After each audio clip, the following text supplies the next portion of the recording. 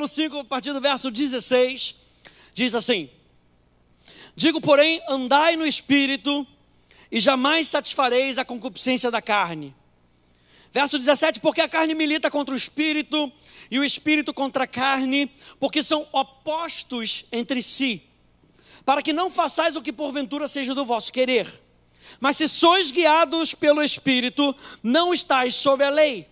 Verso 22, mas o fruto do Espírito é amor, alegria, paz, longanimidade, benignidade, bondade, fidelidade, mansidão, domínio próprio. Contra essas coisas não há lei. E os que são de Cristo, diga, é o meu caso. E os que são de Cristo Jesus crucificaram a carne com as suas paixões e concupiscências. Se vivemos no Espírito, andemos no Espírito. Aleluia. E a gente está aprendendo nessa série, hoje, nessa nossa última jornada nessa série, nós estamos aprendendo a viver uma vida no Espírito. E viver uma vida no Espírito não é somente viver falando em línguas, não é somente operando nos dons. Viver no Espírito é viver uma vida de caráter. Viver no Espírito é viver uma vida de fruto. É viver uma vida de amor, de alegria, de paz, de paciência, de benignidade, de bondade, de fidelidade, de mansidão, de domínio próprio. E contra essas coisas não há lei. Ou seja, ninguém pode dizer para você que você não pode amar. Ninguém pode dizer para você que você não pode andar em alegria. Ninguém pode dizer para você que você não pode experimentar a paz de Deus, que é acima de todo entendimento. Não há lei nesse mundo que impeça a ação de Deus na sua vida. Deus está desejoso, o que Deus quer é se derramar sobre você sem medida. E nós estamos falando sobre a importância do caráter. Por que o caráter é importante? Se a gente pegar uma descrição prática de caráter, em casa, caráter pode ser traduzido como ternura. Nos negócios, caráter pode ser traduzido como honestidade. Na sociedade, caráter pode ser traduzido como utilidade. Não adianta falar mal do governo, não adianta.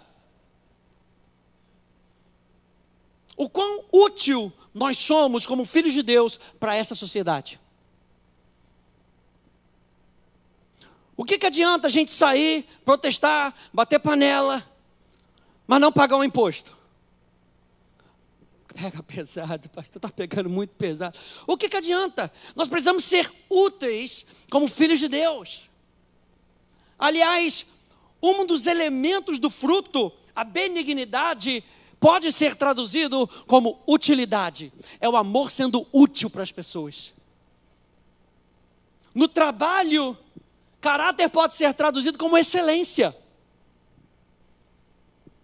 Ou seja, o caráter para nós que nascemos de novo é ser como Cristo. E é isso que as pessoas querem ver. As pessoas querem ver Cristo em você. E essa é a imagem que as pessoas têm. As pessoas querem ver Cristo. As pessoas precisam ver a glória de Deus através de nós. Precisam ver não somente uma imagem de Jesus, mas experimentar Jesus em todas as coisas. Só que ao invés de ver essa cara de Jesus, o que eles veem é essa cara de Jesus. Eles veem você, aleluia. Vou ficar de perfil para vocês verem. Agora está igual, né? O nariz aumentou aqui um pouquinho. É essa cara que eles veem. Ou é essa, olha só como é que é igual. Olha, igualzinho, gente. Que maravilha. Se botasse um óculos de Jesus ia ficar maravilhoso. As pessoas querem ver Jesus, mas o que elas veem na prática é você. Nós temos a responsabilidade de mostrar Jesus nas nossas atitudes. Por isso o caráter é tão importante. Porque o caráter mostra a natureza de Cristo agindo através de nós. Olha só outras imagens de Jesus. Olha aí, pastor Teixeira, igualzinho Jesus, ó. Olha, pastor William, olha que sorriso igual de Jesus. Que maravilha, hein? Não podia faltar o pastor Hélio de Jesus, ó. Que maravilha. Isso é só para descontrair. Gente, para que a gente possa servir de maneira correta, em tudo aquilo que a gente faz, nós precisamos então entender a importância de um caráter consagrado a Deus. Um caráter submetido a Deus. Uma personalidade consagrada à vontade de Deus. Não dá mais tempo para a gente ficar culpando a nossa personalidade. Pastor, é porque eu sou explosivo. Não, o explosivo era você antes de ter a vida de Deus. O impaciente era você. Diga, era eu. O cara amarrado a toda hora era você, enquanto você andava com a natureza do inferno. Hoje, o espírito alegre aformoseia o rosto. Você tem vida dentro de você. Nós estamos falando de caráter na prática, gente. Nós estamos falando de nós representarmos Jesus na prática. Olha só o que Jesus diz para os fariseus. Em Mateus 23, 26. Opa, não coloquei. Mateus 23, 26 diz assim: fariseu cego, limpa primeiro o interior do copo, para que também o seu exterior fique limpo. Mateus 23, 26.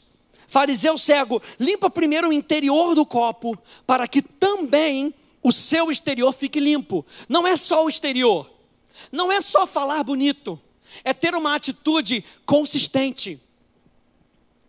Você entende que existe uma diferença entre uma pessoa que serve e um servo? Vou fazer a pergunta de novo para você ficar naquele momento reflexivo. Você entende que existe uma diferença entre uma pessoa que serve e um servo? A pessoa que serve, ela muitas vezes escolhe onde e como servir. O servo, ele não tem escolha. Ele serve porque ele sabe que a sua identidade influencia aquilo que ele faz. O servo influencia aquilo que ele faz com a sua identidade. Então não é só o exterior, nós estamos falando, limpa o interior. E o seu exterior vai seguir a limpeza do seu coração. E nós já estamos limpos no nosso coração, no nosso espírito, pela palavra que eu vos tenho dito. Jesus disse isso em João capítulo 15, vós já estáis limpo, pela palavra que eu vos tenho dito. Está falando na questão de natureza. Todos nós que aceitamos a Jesus, temos uma natureza condizente com a natureza de Jesus, que é o Filho que se tornou servo e que nos serviu, se tornando homem, a semelhança de homem, para nos servir. Agora sim, 2 Timóteo, olha só. Capítulo 2, verso 20 e 21 na tela, na NVI diz: numa grande casa, há vasos não apenas de ouro e prata, mas também de madeira e barro. Alguns para fins honrosos, outros para fins desonrosos. Se alguém se purificar dessas coisas, será vaso para honra, santificado, útil para o Senhor e preparado para toda boa obra. Está falando de uma responsabilidade nossa, gente, de nós nos prepararmos para sermos usados para Deus. E essa preparação, gente, não está apenas nos nossos dons. Eu que estou aqui à frente no Ministério de Música, você entende que os músicos, eles precisam de uma certa preparação para uma boa apresentação. Quantos entendem isso? Quando você entende que se uma pessoa ela tem uma boa apresentação, é porque ela teve uma boa preparação. Nós precisamos de uma boa preparação para que nós apresentemos Cristo assim como Ele é. Nós precisamos nos preparar para apresentar Cristo, gente. Acorde já se disponibilizando para apresentar Cristo. É uma decisão todo dia, gente. É igual falar em línguas. É igual orar todo dia. É uma decisão. É igual gastar tempo com Deus. É uma decisão. É você acordar de manhã sabendo que você vai ser usado para glorificar a Deus. Quando você sabe que você vai ser usado, você já tem uma preparação, gente. Você já se prepara, você já prepara a sua mente. Você já prepara o seu estado de ânimo. Você já prepara o seu coração, porque você sabe que a qualquer momento Deus vai vir, vai falar com você, e a palavra que você vai dar para as outras pessoas vai levantar o cansado, vai levantar o abatido, vai ser palavra de vida para o deprimido, vai ser palavra de cura para o enfermo. Deus vai te usar, mas ao te usar, Ele precisa com que você esteja preparado com o seu caráter. O seu caráter vai sustentar o seu dom. Nós falamos isso da última vez. O seu caráter sustenta o seu dom. E é isso que nós precisamos entender, que caráter é um pré-requisito para sermos instrumentos de longa duração nas mãos de Deus. Caráter é um pré-requisito para sermos instrumentos de longa duração nas mãos de Deus. Abra comigo em 2 Timóteo capítulo 2.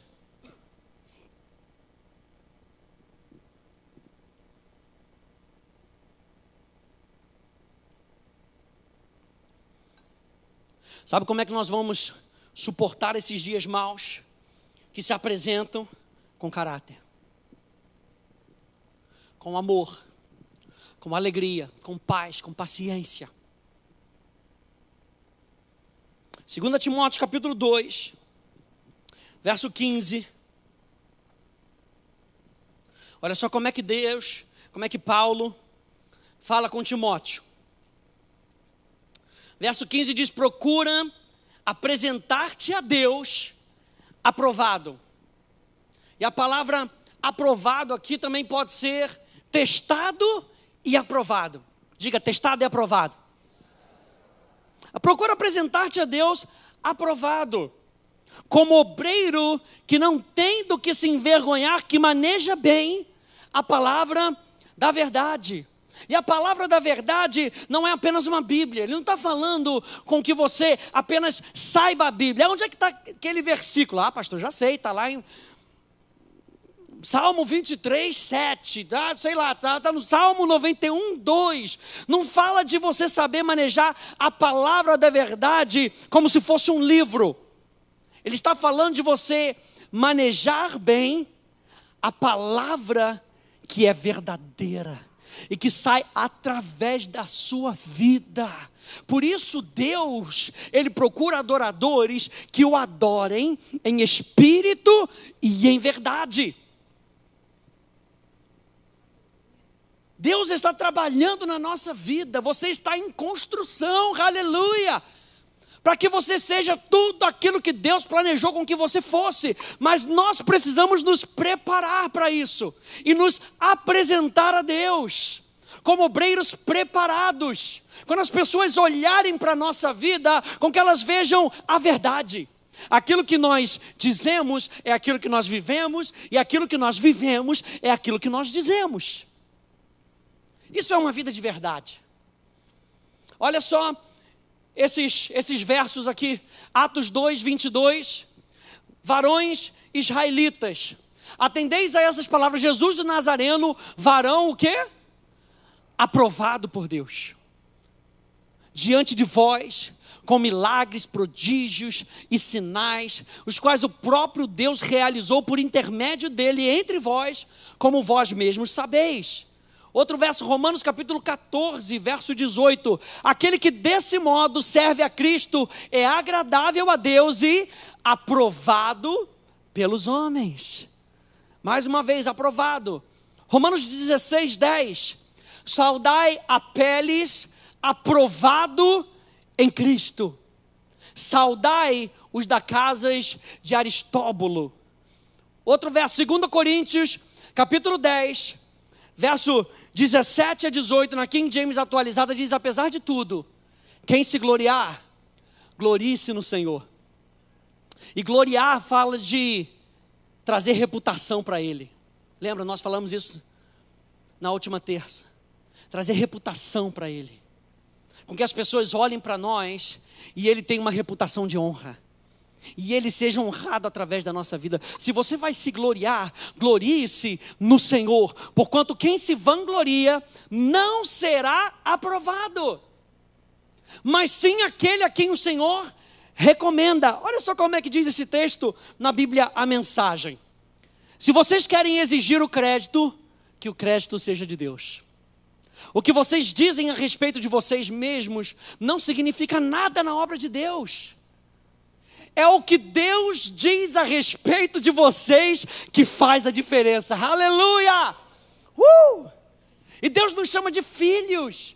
Deus nos chama de santos. Deus nos vê de uma maneira diferente. Deus depositou em você uma semente de caráter, mas essa semente precisa ser desenvolvida. E para que ela possa ser desenvolvida, ela é constantemente regada pela palavra. É Deus falando para você: você tem paz no seu coração, você é paciente, você é uma pessoa alegre, você é uma pessoa benigna, você é útil para as outras pessoas. Imagina Deus dizendo isso para você, você se achando indigno, você se achando que não serve para nada, e Deus dizendo para você: você é útil para mim, você é útil para o meu reino, deixa eu trabalhar em você, deixa eu trabalhar na sua vida, e você vai se tornar cada vez mais útil para o meu reino. É o que Deus diz a respeito de vocês que faz a diferença. Eu fico me lembrei hoje de José. O que José teve que passar para que no final ele fosse aprovado? Você lembra da história de José? José é vendido pelos seus próprios irmãos. Pastor, que injustiça. Onde está o Deus de justiça nesse mundo? Estava trabalhando em José. Estava trabalhando em José. Deus, Ele nunca nos abandona nos nossos testes. Deus nunca nos abandona em tempos de provação. Ainda que eu ande pelo vale da sombra da morte, eu não temerei mal algum, porque tu estás comigo, a tua vara e o teu cajado me consolam. Onde estava Deus nessa situação? Com José. E ele foi vendido, e aonde ele estava, ele prosperava, porque José era uma pessoa que estava tendo o seu caráter treinado. E quando a situação chega para ele, e a esposa de Potifar se apresenta, José prefere o caráter. José prefere Deus. Por isso ele é jogado dentro de um cárcere. E ele continua preferindo Deus. E no cárcere, ele é exaltado. E ele sai dali, ele é usado por Deus. Ele nunca chegaria no cárcere, naquele lugar, se ele não tivesse sido testado com a esposa de Potifar. Ele ficaria naquele nível, talvez escondendo alguma coisa, escondendo por algum tempo. Mas foi necessário que ele fosse jogado naquela prisão, para que ele experimentasse mais uma vez o favor de Deus. Deus não te desampara no tempo de tribulação, no tempo de provação. Ele está treinando o teu caráter. Você só entende isso quando você confia em Deus. A primeira coisa que a carne quer é fugir da situação. Eu me lembro de Davi. O que Davi fez de errado, gente? Ele estava lá com sua ovelhinha, coisa e tal, cuidando das ovelhinhas. Aí Deus manda um urso, Deus manda um leão, ele vence. Daqui a pouco vem Golias, ele vence. E aí começa a perseguição. Saul começa a perseguir ele, começa a perseguir. O que Davi fez de errado? Manteve o seu caráter. Quando ele teve a oportunidade de matar Saul, ele entende que ele não podia tocar no ungido de Deus. Ele mais uma vez passa no teste. Não estamos falando de pessoas perfeitas, gente. Não estamos falando de pessoas 100% perfeitas. Você lembra de como Davi caiu? Mas você lembra que quando o profeta Natan chegou para ele, falou para ele do erro dele, ele não ficou dando desculpa. Mas sabe como é que é, né, profeta? Ela estava lá, eu estava aqui na minha varanda aqui, como rei, bebendo meu cafezinho real. E de repente, foi ela que foi tomar banho pela dona lá. E aí? O que eu posso fazer? Eu tenho 2 olhos. E aí? Ele não dá desculpa nenhuma, gente. Ele se arrepende e corre para a presença de Deus. Diferente de Salomão, que depois dos seus erros, ao invés de correr para Deus, ele corre de Deus. No momento das nossas tribulações, é muito importante que você saiba que Deus está com você. Ele não te abandona. Ele está treinando o teu caráter. Ele está querendo com que você saia uma pessoa melhor, para que a glória de Deus brilhe cada vez de forma mais intensa através de você. E Daniel? Pastor Hélio sempre fala de Daniel. Daniel teve a opção como todo mundo teve a opção, gente. Se ele só desse aquela baixadinha rapidinha, ninguém viu, opa, foi rapidinho, Senhor, não mexe com ninguém, não mexi com ninguém. Era o teste de caráter de Daniel, dos seus amigos, e ele preferiu enfrentar a cova, porque é melhor a gente enfrentar a cova com Deus, do que a gente viver uma vida sem Deus. Anota isso aí, gente. É melhor enfrentar a cova com Deus, porque você sabe que Deus é mais forte. É melhor enfrentar o inimigo com Deus, do que viver com o inimigo.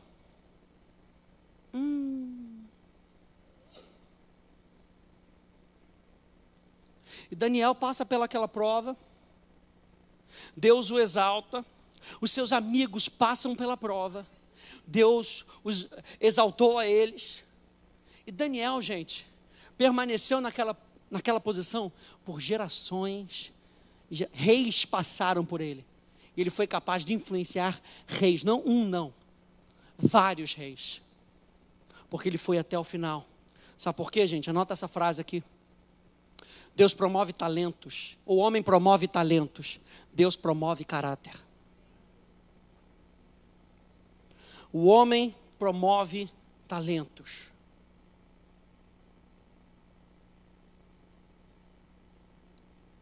Mas Deus promove caráter. E é esse o cuidado que a gente tem que ter. Eu me lembro uma vez que eu cheguei numa igreja lá na África do Sul, a primeira igreja que eu fui, com a família onde eu estava morando.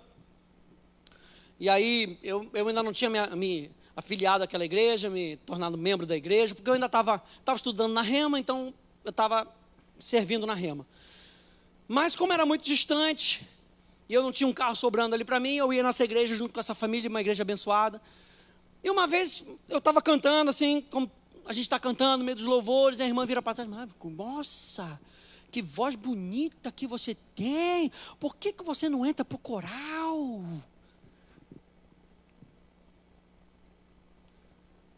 E assim, nada de errado a pessoa falar isso, mas o homem promove talentos, Deus promove caráter. Quantas pessoas chegam aqui na igreja, não pastor, está aqui o meu currículo, olha, sou isso, sou aquilo outro, faço isso, já fiz aquilo outro, legal, cara, você canta, vamos entrar no coral? Não, pastor, meu dom não é ficar atrás, meu dom é brilhar, quando eu chego já são vários flashes, tchan, tchan, tchan, tchan. O homem promove talento, Deus promove caráter. Quando nós passamos pelas provas, o Senhor vai mostrando o caráter. E você chega para uma pessoa e fala, não, entra, começa daqui. E a pessoa não quer começar dali, ela já me mostra que ela quer uma posição de cima. E eu já digo para você, com toda a honestidade no meu coração, foi assim que Satanás caiu. Porque ele queria um lugar que não era dele. Preste atenção, se Deus disse que você vai chegar lá, Ele está preparando você e as pessoas ao seu redor para que você chegue e fique. Deus está preparando você e as pessoas ao seu redor que vão te ajudar. Lembra que nós falamos que a visão é sempre maior do que a gente mesmo? Deus está preparando para que você chegue e fique. Deus exalta o teu caráter. Então a gente tem que ter cuidado, porque o seu dom pode te levar a lugares onde o seu caráter não conseguirá te sustentar. O seu dom pode te levar a lugares onde o seu caráter não conseguirá te sustentar. Abra comigo em Provérbios capítulo 18, por favor.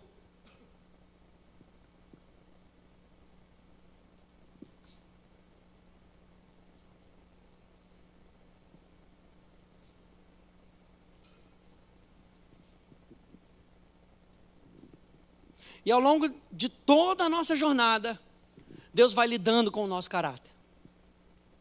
Provérbios capítulo 18, verso 16, diz: o presente que o homem faz, alarga-lhe o caminho e leva-o perante os grandes. Não é problema nenhum você estar diante de grandes. O problema é que o presente que o homem faz, alarga-lhe o caminho. A maneira que o homem faz, a construção daquele talento, a maneira como ele usa aquele talento, pode sim colocá-lo diante de grandes. Mas o quanto a nossa vida e o nosso caráter terá uma influência na vida dessas pessoas. Olha só o que diz Provérbios 22, 29. Vês um homem perito na sua obra, perante reis será posto, não entre a plebe. Vês um homem perito na sua obra, perante reis será posto, não entre a plebe. O problema é que quando a gente é colocado perante reis, o diabo sempre apresenta uma glória falsa. Você lembra o que ele fez com Jesus? Ele levou Jesus, falou: está vendo todos esses reinos? E a glória deles, te dou tudo, se prostrado me adorares. É assim, não passe de mágica. Rapidinho vai chegar para você. Fama rápida, glória rápida. Fama rápida e glória rápida. Quantos aí sabem? Todo ganhador de Mega Sena, aleluia, a pessoa nunca está preparada para 1 milhão. Fama rápida e glória rápida. Aí você fala assim: pastor, quem não gostaria? Pastor, se eu ganhasse na Mega Sena agora, pastor, 10% era pouco, metade eu ia dar para a igreja. Sei. Sei, vai esperando. Não passa uma semana, já está tudo aplicado, eu já sei o que eu vou fazer, é investimento, é isso, e Deus fica lá para trás. Deus não tem problema com que você tenha riqueza. A palavra de Deus diz que o temor traz consigo honra, riquezas e paz. O temor ao Senhor. O nosso problema é se nós teremos a sabedoria o suficiente para usarmos as riquezas em prol da verdade, em prol do reino, para servir a Ele. É isso que Deus quer. Deus não tem problema em te dar glória, em compartilhar da sua própria glória com você. O que Ele quer ver é se você vai conseguir sustentar isso para mostrar Ele para as pessoas. Deus está trabalhando em mim e em você, aleluia. Eu me lembrei do rei Uzias, lá em 2 Crônicas, capítulo 26, que começou fazendo tudo que era certo, gente. Começou buscando a Deus. Ele foi instruído por Zacarias, que o instruiu no temor do Senhor. E o temor do Senhor é aborrecer o mal. O temor do Senhor é o princípio da sabedoria. O temor do Senhor traz consigo vida, honra, paz, riquezas. Mas Uzias não se manteve assim. Olha só o que diz a Bíblia. Por isso que eu estou falando para você. A gente está nessa jornada de caráter, a gente tem que manter isso. Deixar constantemente Deus lidar com os nossos erros, para que a gente possa aprender e nos aperfeiçoarmos no amor dele. Olha só o que a Bíblia diz. 2 Crônicas 26, verso 5, verso 15 e verso 16. Urias buscou a Deus durante toda a vida do seu mestre Zacarias, que o instruiu no temor de Deus. Enquanto procurou agradar a Yahweh, Deus o fez prosperar. Está vendo aqui que está tudo certo? Ele buscou a Deus e Deus o fez prosperar. Buscai, em primeiro lugar, o reino de Deus e a sua justiça, e todas as outras coisas vos serão acrescentadas. E nós estamos certos que bondade e misericórdia certamente me seguirão todos os dias da minha vida. E a continuação: e habitarei na casa do Senhor. Bondade e misericórdia, elas te empurram para você ter comunhão mais com Deus. Aleluia. Bondade e misericórdia não é somente você ter mais dinheiro para que você se afaste de Deus. Bondade e misericórdia, na realidade, estão num caminho. Cristo é o caminho. Enquanto nós estamos andando nesse caminho, bondade e misericórdia me empurram para mais de Deus. Urias estava nesse caminho. Ele estava buscando a Deus, ele estava crescendo. Ele tinha um mestre que ajudava ele. Hoje você tem pastores que te ajudam. Hoje você tem o Espírito Santo que te ajuda. Hoje você tem pessoas ao seu redor, cristãos, filhos de Deus, que te ajudam na jornada, amigos de verdade, em Cristo. A Bíblia fala, presta atenção. Eu sei que no seu Facebook você tem vários amigos, mas Provérbios diz que aquele que tem muitos amigos, isso se torna em ruína, porque há amigo mais chegado que o irmão. Você tem que saber com quem você pode contar, quem é que vai ser honesto o suficiente com a verdade, ou verdadeiro o suficiente para te dizer que você não está andando com a verdade. E essa pessoa é usada por Deus para moldar o seu caráter com base na verdade.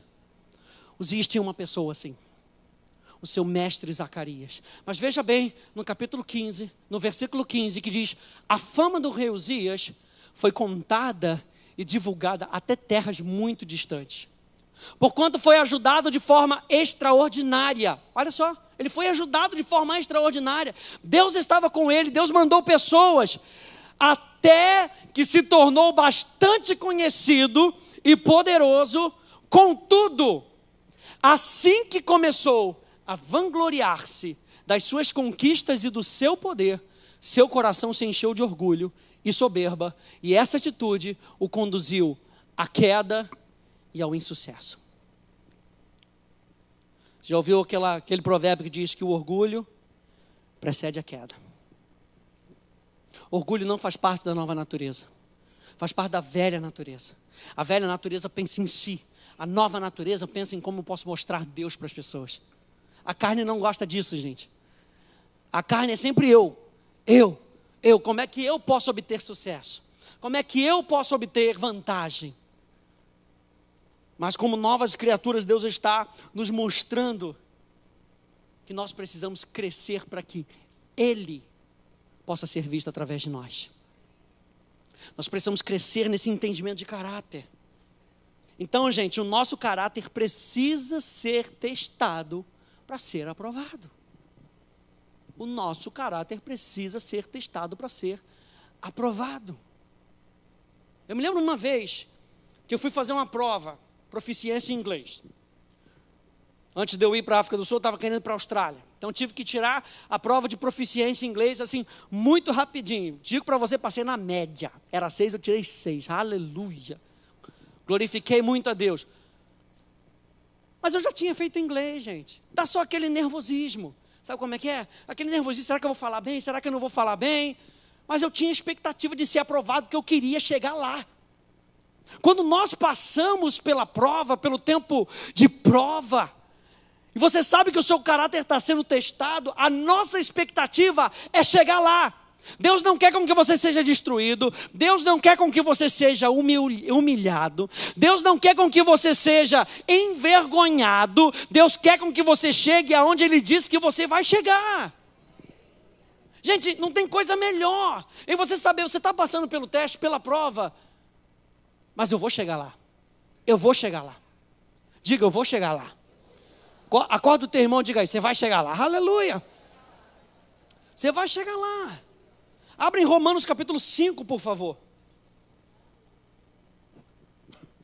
O nosso caráter, e caráter aqui nós estamos falando de fruto do Espírito. Eu já falei para você que o fruto, ele só é verdadeiramente gostoso quando ele está maduro. Ninguém gosta de banana verde.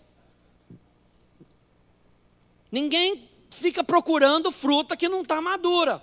Vai no hortifruti, deixa eu ver aqui essa maçã aí, não está madura não, é essa que eu quero, que gostosa. As pessoas gostam de fruto maduro. O fruto maduro está querendo dizer, eu estou pronto para ser deliciado, aleluia. Eu estou pronto para trazer alegria para você. Eu estou pronto para adicionar paz na sua vida. Romanos capítulo 5, a partir do verso 1, E eu leio aqui mais uma vez da King James atualizada, diz: portanto, havendo sido justificados pela fé. Diga, eu fui justificado pela fé. E Paulo continua dizendo aqui, temos paz com Deus, nós temos paz. Por meio do nosso Senhor Jesus Cristo, por intermédio de quem? É através dele, é através de Cristo. Essa nova vida acontece por intermédio de Jesus. Obtivemos pleno acesso pela fé a essa graça. Essa graça está falando que Ele enviou o seu Espírito para agir dentro de nós. Através de Jesus, nós temos acesso pela fé à graça. E a graça é Deus tomando o primeiro passo. A pessoa que mais quer com que você ande no fruto e no caráter de Cristo é Deus em primeiro lugar. E ele toma a primeira iniciativa, Ele toma o primeiro passo. Ele diz, eu já depositei em você uma nova natureza para que você possa andar pela fé, para que você possa produzir fruto. Obtivemos pleno acesso pela fé a essa graça, na qual agora estamos firmados e nos gloriamos na confiança plena da glória de Deus. Ou seja, nós precisamos da consciência da justiça para frutificarmos. A primeira coisa que nós precisamos nessa nossa jornada de nós sermos testados e aprovados, é sabermos que nós somos justiça de Deus, nós somos filhos de Deus, e Deus não abandona os seus filhos. Deus está trabalhando em mim e em você, porque nós somos filhos de Deus. Eu não sou amiguinho de Deus, eu não sou inimigo de Deus, eu sou filho de Deus. Deus cuida de você porque você é filha de Deus. Deus tem um compromisso com você, e o compromisso dele é formar você para que Cristo seja visto através de você. Paulo fala isso, eu sinto dores de parto até que Cristo seja formado em você. Verdadeiros apóstolos do Senhor Jesus Cristo, o que eles querem é ver Cristo formado em cada um de nós. O dom apostólico verdadeiro. Veja Salmo 92, olha só. 12-15, os justos florescerão como a palmeira, aleluia, crescerão altaneiros. Você não vai ser uma mudinha, você não vai ser uma mudinha não, gente. Vocês vão crescer, vão crescer, vão crescer, vão crescer, vão crescer, olha, como uma palmeira. Vão crescer como uma palmeira, as pessoas vão te ver de longe, aleluia. Lembra sempre de Uzias.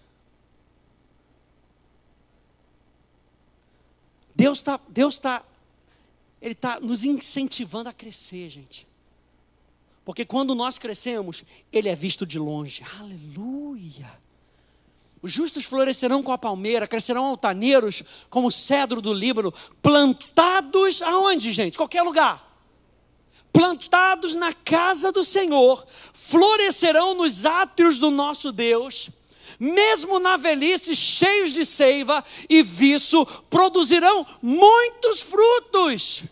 Quem foi que disse para você que o tempo de frutificar acabou? Quem foi que disse para você que chegou no fim? Pastor, mas eu tenho 20 anos de igreja, 30 anos de igreja, 50 anos de igreja. A palavra de Deus diz que você ainda tem tempo de produzir muito fruto para a glória de Deus. Para proclamar que o Senhor é justo, Ele é a minha rocha, nele não há injustiça. Ele está nos testando, gente, para que a gente possa crescer de maneira correta. Tantas vezes a gente acha que a gente está sendo restringido por Deus. Já falei para você, a lei do Senhor nos protege. Por isso Davi podia dizer, Senhor, eu amo a tua lei. Você já viu aquela planta que você vai crescer, você sabe que ela vai crescer torta. Aí o que se faz? Pega a planta, quando ela está crescendo, e bota uns pauzinhos nela assim, para quê? Para que ela cresça reto. Esse limite se chama a vontade de Deus. A vontade de Deus para muitas pessoas pode ser algo, que saco. tem que ir para a igreja de novo, mais uma terça-feira. O pastor disse que tem que ir, mas eu acho que eu vou obedecer, porque é melhor obedecer do que sacrificar. Obediência, frutos de, olha aí, o sacrifício de louvor. Pastor, não quero louvar, não estou com vontade. A irmã pulou e chutou meu pé quando ela pulava. Eu não quero mais esse sacrifício, está doendo. Deus não quer nada que você não queira dar para Ele. Sacrifício é sempre uma oferta de coração. Sacrifício é sempre uma oferta de coração, gente. E Ele coloca a sua vontade para que você cresça de maneira correta, de maneira reta. Veja aí comigo ainda em Romanos capítulo 5, verso 3. Mas não somente isso, como também nos gloriamos, e nós falamos de gloriar, falar da reputação de Deus, nós nos gloriamos nas tribulações, porque aprendemos que a tribulação produz perseverança. E a palavra tribulação, thlipsis, fala de uma pressão. Em sentido figurado, uma aflição, uma tribulação, problema. Gente, o fogo, para alguns metais pode até destruir, para alguns objetos ele pode até destruir. Mas o fogo, ele depura certos metais. Eu estou falando para você que o seu interior é ouro. Ouro é símbolo daquilo que é divino. Então, quando Deus está colocando um fogo ao nosso redor, é para nos depurar, para que toda substância que não condiz com aquilo que vem de Deus possa ser vista e exterminada. Olha aqui comigo, Salmo 34, 19. Muitas são as aflições do justo, mas o Senhor de todas os livra. Tu, porém, sê sóbrio em todas as coisas, suporta as aflições, faz o trabalho de um evangelista, cumpre cabalmente o teu ministério, suporta as aflições, porque você vai chegar lá do outro lado melhor. João 16:33, essas coisas vos tenho dito para que tenhais paz em mim. No mundo passais por aflições, mas tende bom ânimo, eu venci o mundo. Aleluia! 2 Coríntios 4, 8 a 9, em tudo somos atribulados, porém, diga porém, não angustiados. Aleluia! Perplexos, porém não desanimados, perseguidos, porém não desamparados, abatidos, porém não destruídos. A palavra perseverança, aqui em Romanos capítulo 5, verso 3, diz que as tribulações produzem perseverança. A palavra perseverança, hupomone, significa paciência, constância. Veja bem, a aflição produz constância ou revela a constância na sua vida. Melhor dizendo isso, a tribulação, a aflição, as pressões, elas revelam a constância da sua vida. No Novo Testamento, essa é a característica de um homem que não se desvia do seu propósito, da sua lealdade, da sua constância à fé e à piedade, nem mesmo pelos grandes desafios e problemas. Ou seja, gente, caráter, ele é moldado no meio da tribulação. Caráter é moldado no meio da tribulação.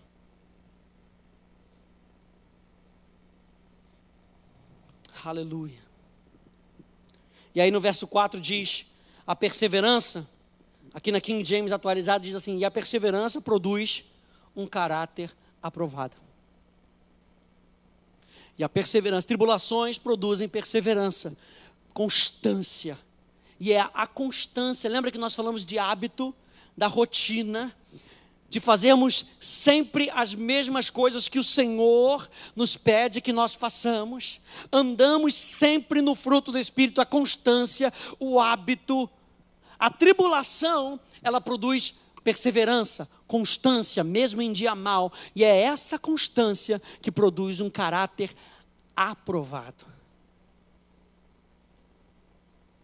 Caráter aprovado, melhor dizendo assim, é moldado no meio da tribulação. E a perseverança produz um caráter aprovado. Fala de maturidade. E o caráter aprovado produz confiança ou esperança. Abre aí comigo em Tiago capítulo 1. Já estamos terminando. Tiago capítulo 1. Umas 3 passagens rapidinhas. Tiago capítulo 1.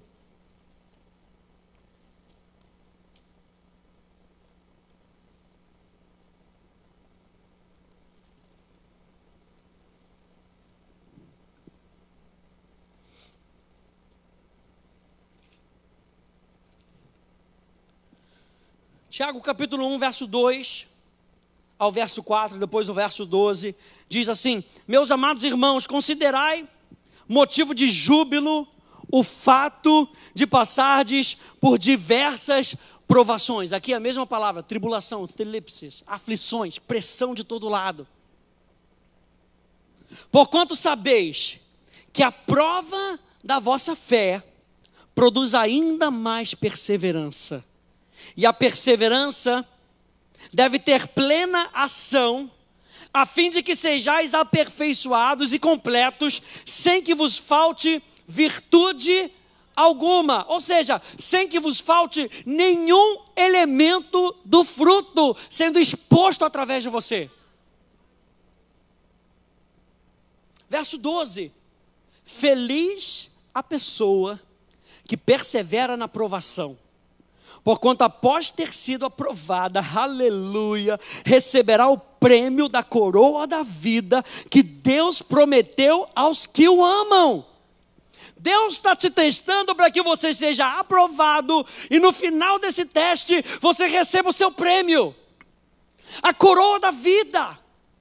Uma mentalidade de vida abundante, que Deus, Ele está guardando, Ele prometeu aos que o amam. Quantos aí amam a Deus?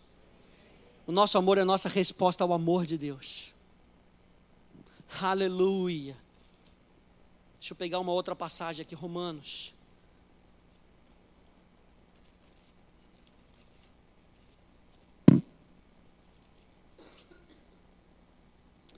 Aleluia.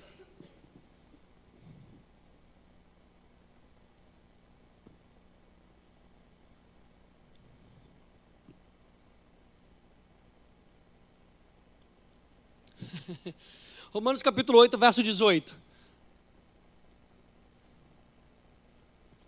Diz: estou absolutamente convencido de que os nossos sofrimentos do presente não podem ser comparados com a glória que em nós, não está falando de você ir para um lugar chamado glória, eu vou para a glória, passo ali no Catete, no Flamengo, vou ali para a glória, ali ó, pastor, depois que eu morrer, onde é que você vai? Vou para a glória. Não, ele não está falando para um lugar, ele está falando, podem ser comparados com a glória que em nós é revelado. O que é a glória? É a manifestação de Deus através de nós.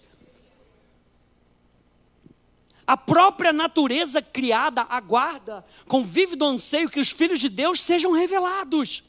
Porquanto a criação foi submetida à inutilidade, não por sua livre escolha, mas por causa da vontade daquele que a sujeitou, na esperança de que também a própria natureza criada seja libertada do cativeiro, da degeneração em que se encontra, recebendo a gloriosa liberdade outorgada aos filhos de Deus. Verso 22, sabemos que até hoje toda a criação geme e padece como em dores de parto. E não somente ela, mas igualmente nós, que temos os primeiros frutos do Espírito, os frutos do Espírito, também gememos em nosso íntimo, esperando com ansiosa expectativa por nossa adoção como filhos, a redenção do nosso corpo. Porquanto precisamente nessa esperança fomos salvos. Contudo, Esperança que se vê não é esperança. Pois como pode alguém anelar por aquilo que está vendo? Porém, se esperamos por algo que ainda não podemos ver, com paciência o aguardamos. Do mesmo modo, o Espírito nos auxilia na nossa fraqueza, gente. Enquanto você acha que você não vai aguentar ter paciência, o Espírito nos auxilia na nossa fraqueza, aleluia. Enquanto você acha que a alegria acabou, o Espírito nos auxilia na nossa fraqueza. Essa fraqueza aqui é fraqueza moral, fraqueza mental. Porque não sabemos como orar, no entanto, o próprio Espírito intercede por nós com gemidos impossíveis de serem expressos por meio de palavras. E aquele que sonda os corações, conhece perfeitamente qual é a intenção do Espírito. Porquanto o Espírito suplica pelos santos em conformidade com a vontade de Deus. Verso 28, estamos certos de que Deus age em todas as coisas, aleluia. Olha só o teste da tribulação.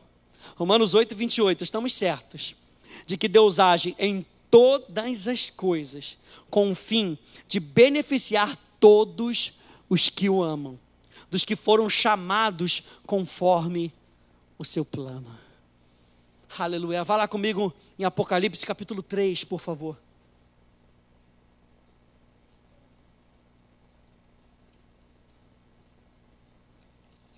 Aleluia. Apocalipse capítulo 3.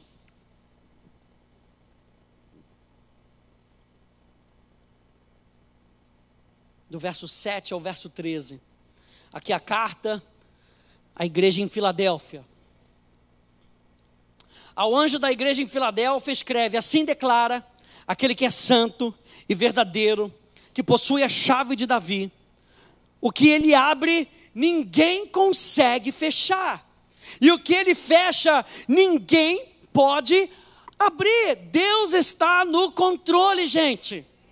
Se Deus abre uma porta, ninguém pode fechar. Mas vão me demitir, foi Deus que abriu? Ninguém pode fechar. Agora, a porta que ele fecha não é para você passar. Nenhum amém, aleluia. A porta que ele fecha porque ou você não está preparado, ou não é um caminho para você traçar. Deus sabe que Ele quer com que você chegue lá, mas para chegar lá, Ele vai tomar um caminho, que é esse o caminho da vontade dEle. A gente quer trilhar um caminho em reto, que é mais rápido. Bota lá no Waze o caminho mais rápido, sem trânsito, para que você não tenha que exercer paciência. E Deus toma o caminho lá por trás. Estrada esburacada, vai fazendo muita volta, muito quebra-mola, e o negócio vai devagar, mas Deus está trabalhando em mim e em você. A porta que Ele abre, ninguém fecha. A porta que Ele fecha, ninguém abre. Conheço as tuas obras. Eis que tenho colocado diante de ti uma porta aberta que ninguém consegue fechar.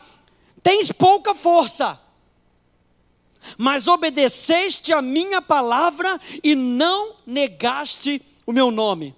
Farei aos da sinagoga de Satanás, aos que se dizem judeus e não são, mas mentem. Sim, farei que venham adorar prostrados aos teus pés e saibam que eu te amo. Aleluia! Porque deste atenção à minha exortação, quanto a suportar os sofrimentos com paciência. O Senhor Jesus disse, eu igualmente te livrarei da hora da tribulação que virá sobre o mundo todo, para pôr à prova os que habitam sobre a terra. Eis que venho sem demora, aleluia, conserva o que tens, para que ninguém tome a tua coroa. Farei do vencedor, olha só, farei do vencedor uma coluna. Deus quer com que você suporte aquilo que Ele tem para fazer através da sua vida. Farei do vencedor uma coluna. no templo do meu Deus, de onde jamais sairá. Escreverei nele o nome do meu Deus e o nome da cidade do meu Deus, a nova Jerusalém que desce do céu da parte do meu Deus, e igualmente escreverei nele o meu novo nome. Nome, símbolo de caráter. As pessoas vão ver através de você o caráter de Deus. O meu nome. O meu nome. Aquele que tem ouvidos, compreenda o que o Espírito revela às igrejas. Sabe o que Deus está fazendo com a gente? Isso aqui. É isso que Deus está fazendo com a gente. Você está vendo que existe uma mão de dentro e uma mão de fora? Você não consegue fazer um vaso só colocando a mão dentro. Só o Espírito Santo trabalhando em você. Nós precisamos passar por testes e provações que são externas, que também vão ajudar. Mas você sabe, as duas estão andando juntas.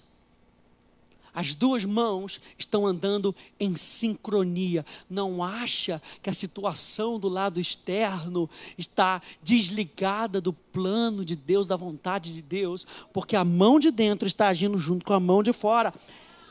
A mão é da mesma pessoa. Deus está trabalhando no seu interior e no seu exterior. Vamos terminar lendo Jeremias, por favor? Você pode ficar de pé.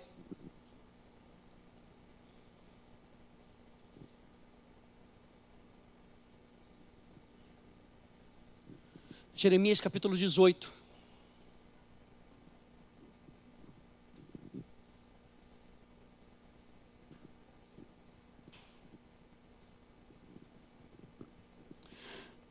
E eu leio da Nova Versão Internacional, que diz: essa é a palavra que veio a Jeremias da parte do Senhor. Verso 1.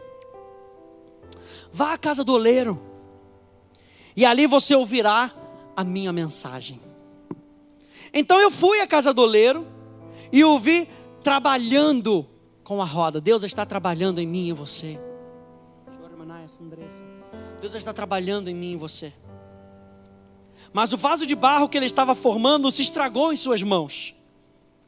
E ele o refez, moldando outro vaso de acordo com a sua vontade. Nada foge do controle de Deus, gente. Não importa o que você esteja passando, nada foge do controle de Deus. Ele sustenta o universo com uma palavra. O sol continua brilhando, porque Deus disse: vou fazer os luzeiros. Faça, haja luzeiros. Pum.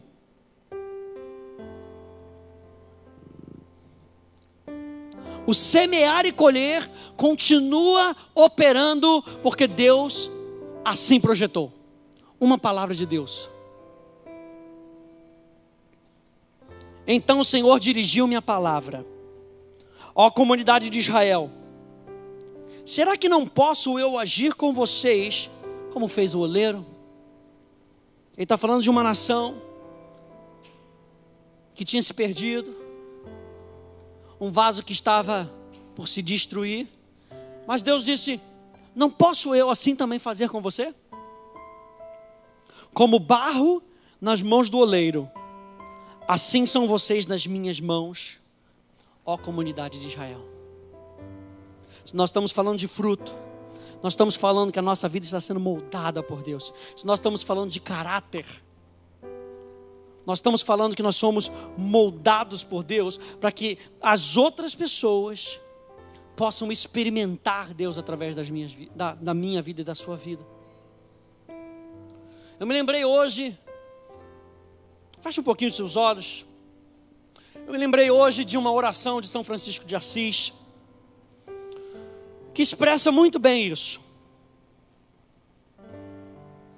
Expressa: Deus está moldando a minha vida, e eu quero com que você experimente a presença de Deus através da minha vida. E São Francisco de Assis orou: Senhor, faz de mim um instrumento da vossa paz. Onde houver ódio, que eu leve o amor. Onde houver discórdia, que eu leve a união. Onde houver dúvidas, que eu leve a fé. Aleluia. Onde houver erros, que eu leve a verdade. Onde houver ofensa, que eu leve o perdão. Onde houver desespero, que eu leve a esperança. Onde houver tristeza, que eu leve a alegria. Onde houver trevas, que eu leve a luz. Senhor, trabalha em nós, para que nós possamos ser instrumentos da Tua paz, para que nós possamos ser instrumentos do Teu amor, para que nós possamos ser instrumentos da Tua verdade. Pai, usa-nos, para que a Tua glória seja vista em toda a terra, para que Tu sejas conhecido. Usa-nos, Pai, trabalha em nós. Trabalha em nós, trabalha em nós. Queremos declarar que nós somos vaso de barro. Acerta as nossas vidas, Senhor, para que nós possamos crescer como a palmeira, como o cedro do Líbano, de maneira altaneira, Senhor. Não queremos parar a nossa jornada e ficar à margem daquilo que Tu tens para nós. Queremos com que Tu sejas visto através de nós, Senhor. E ao passarmos por testes e provas, Tu estás conosco. A Tua palavra diz em João capítulo 15, que você vai podando os ramos. E muitas vezes dói, Senhor. Muitas vezes dói ouvir que a gente não está fazendo aquilo que é correto. Muitas vezes dói ouvir aqui a gente não está seguindo o caminho que deveríamos seguir.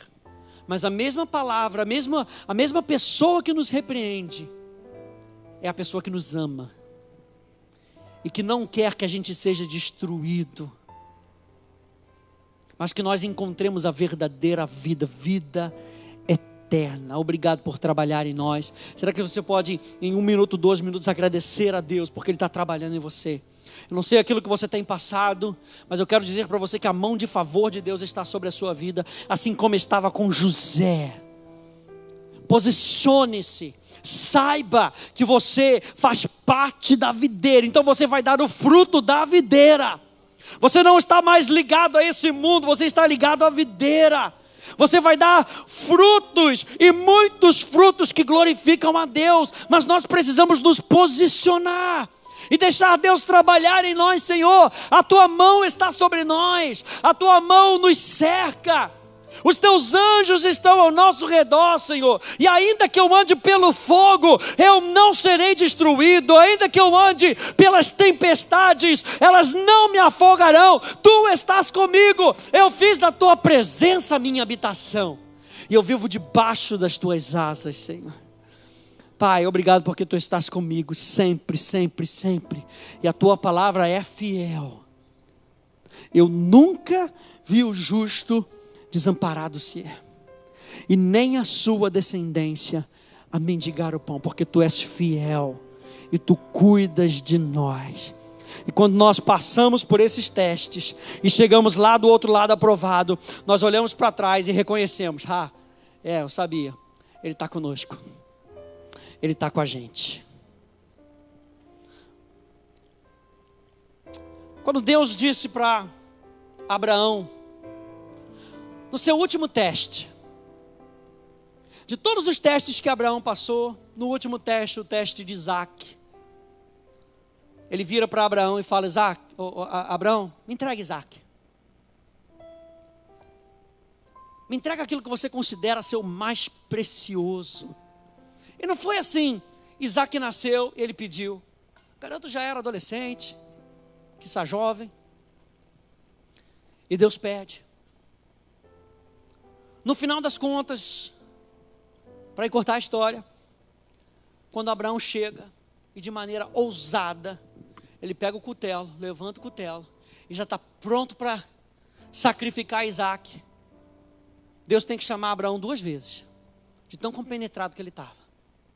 Abraão, Abraão. E ele vira para Abraão e fala assim: agora eu sei. Agora eu sei. Mas pensa aqui comigo. Deus não é onisciente?